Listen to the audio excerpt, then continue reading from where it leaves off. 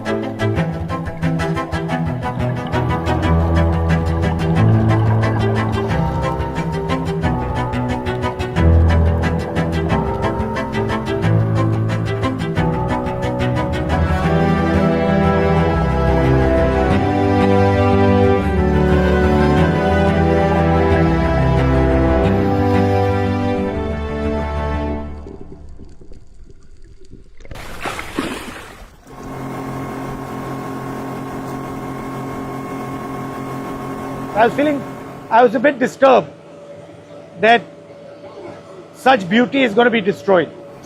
I was like, more and more people should experience this. I don't think people understand, certainly the government doesn't understand. You're not going to be able to recover this once it's gone. Some tribal people came to see me and they said, listen, we want you to go to the Andaman Nicobar Islands and we want you to see what is going on, the ecological damage that is going on in the Andaman and Nicobar Islands. I've always had a sense that when someone is telling me, come and see what's going on, I always like to go and see with my own eyes. So on this trip, we went to the Andamans and the Nicobar. We spent a day in the Andamans. And the Andaman Islands, we went for a scooter ride. Okay, we met the locals there, we spoke to them. We met the tourists there, we had a chat with them as well. We are 100% on board with pushing and developing facilities for ecologically balanced tourism in the Andaman Islands.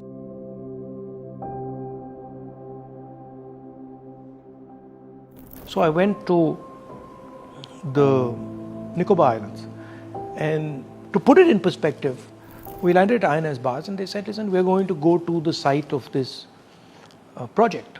Imagine that you're driving straight in a car for 40 minutes in the most pristine forest. That's the size of the project that they're building. Now, what is the plan? The plan is you cut these thousands and thousands of trees and you illegally ship them out and you make billions and billions of dollars, and you use that money to build your hotels, your casinos, and your little real estate play. That's what's going on. 161 square kilometers. Please understand this. This is 4 times New Delhi. Okay? And they're building this project in the most pristine ecological environment this country has. And they're snatching away the land from people who are made to settle there, and they're snatching away the land from tribals. Now, INS Bars, which is the Navy base that the Congress party has built, for 5 years has been asking for an expansion. If you want to make an argument, or you want to make a military argument, then absolutely expand INS Bars. Make it as big as you want. Okay? And by the way, there is no need to cut rainforest in INS Bars. I've seen it. Because around the INS Bars, there is plenty of land that you can expand. INS Bars is also on the coast. The point is that they want to help Mr. Adani. And these criminals are hiding behind the Navy, behind the forces, to steal Indian land. That's what's happening. They're saying they want to build a port, a transshipment port. It's a non-starter because they are already building a port in Kerala, which is on the mainland. So that's the first lie. The second point, please explain to me, where do hotels, rest houses come in to the defense of our country? How are they correlated? The other lie that they're telling is that this forest has 145 trees a hectare, which is basically a lie. This forest has 145 trees in a few meters, not a few hectares. The problem is you want to steal 1.5 crore trees, each of which cost 3 lakh rupees, and fund your own little real estate play. That's the problem. So don't give me this nonsense about defense of India. Every single BJP person who's spreading this is trying to protect Mr. Adani and his interests and his link with the Prime Minister of India. Let me repeat it. You want to build the best defense facility? INS Baz has been asking for the last 5 years for expansion. Give them full right of expansion. Allow them to expand as much as they want. There's no need to destroy any rainforest over there. You can give them the best equipment. You can scale their base up as much as we want. We will support you 100%. We don't want Mr. Adani sitting in Nicobar Island. So there are two communities that stay there. Number one, the tribals, who are the original owners of this land and who lived on this land. And second, the settlers. These are ex-military people from the Indian Defence Forces who were sent there by the Indian government to make an Indian presence, to make a presence of our own people on the islands. Now, their land is just being taken away without any fair compensation. Father क्या करते थे? Father army में था, अच्छा। फौज में। तो वहाँ से हम सेटलमेंट होके यहाँ हमको लाया गया। आज यहाँ पर इस तरह हाल में है, क्या कर सकता है? तो बताइए क्या करना है, यहाँ कैसे जिए? हम कोई मदद करते, ठीक है? जी। आप घबराइए मत। A trick was played on the tribals. They went and made them sign NOCs. These people didn't know what they were signing, and they have forcibly made them give away their own land without asking them, without going into the procedures of the Forest Rights Act.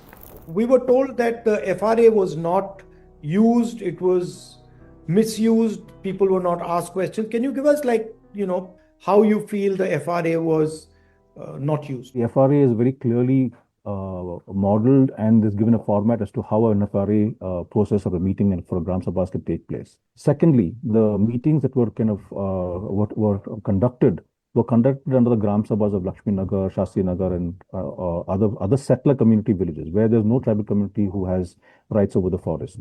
So that's the first and big flaw of claiming or kind of seeking to claim that an FRA meeting has been conducted for diversion of forest land amongst people who have no rights to those forests. Actually, the rightful owners of those forests are the tribal communities. It's like doing FRA in Delhi.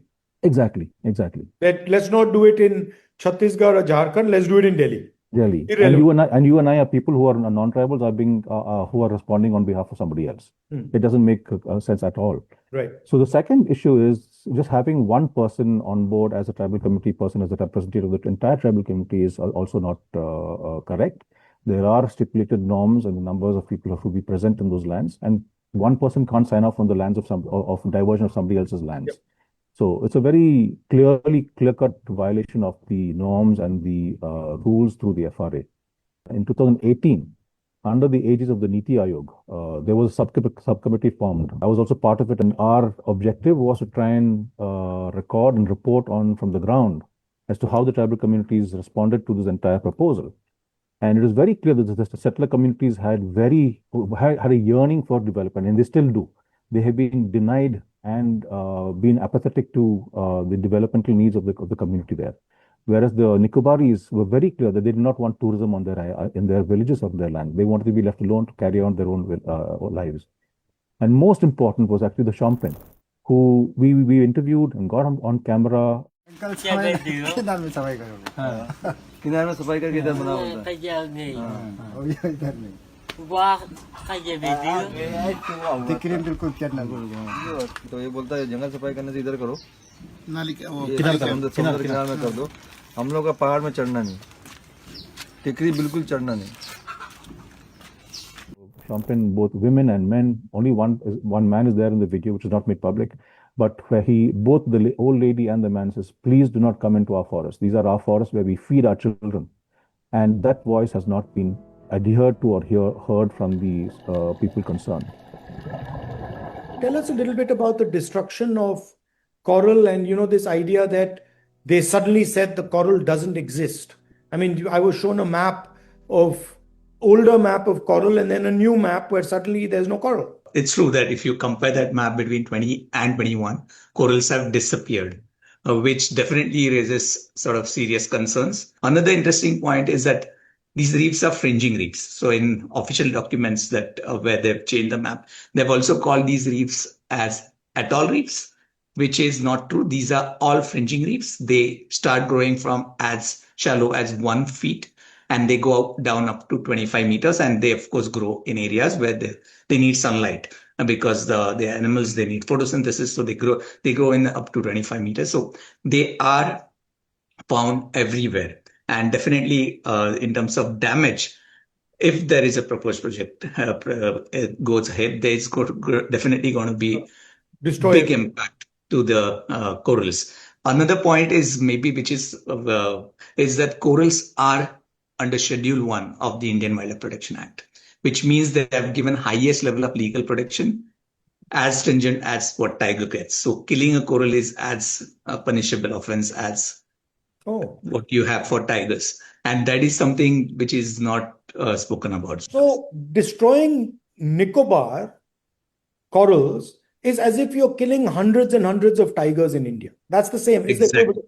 right? Yeah. You're basically wiping out a huge chunk of valuable resource for India, a biological resource for India.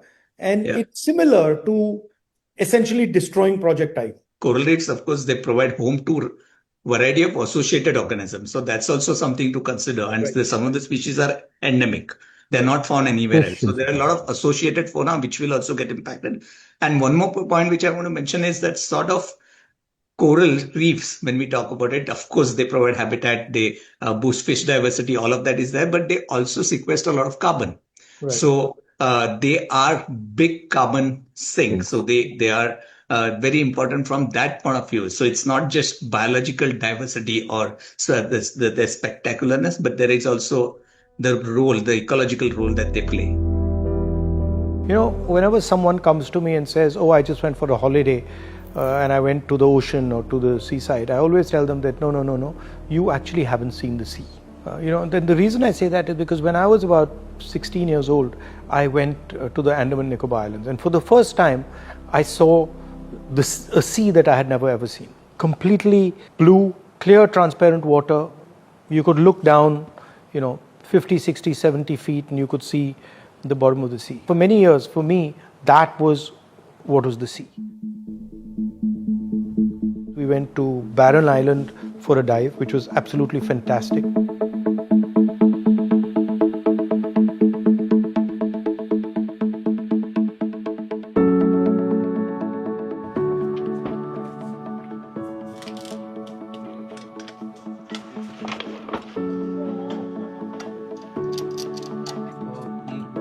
It's a little advanced, I would say, challenging lifestyle.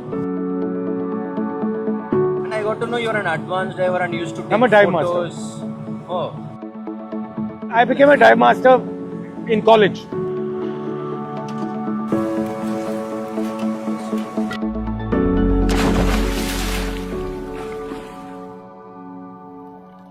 I really enjoyed diving for 2 or 3 reasons. One is it's technical. If you are an experienced diver, you're generally diving on the edge. You're diving close to where risk is. So I like that aspect of it. It's like another planet. The fish are doing their own thing. Each one has its own little sphere. They're fighting with each other. They're running from each other. They're friendly. So it's a completely different universe. It's a beautiful universe. In fact, pretty much anybody who's seen it with his own eyes is hooked.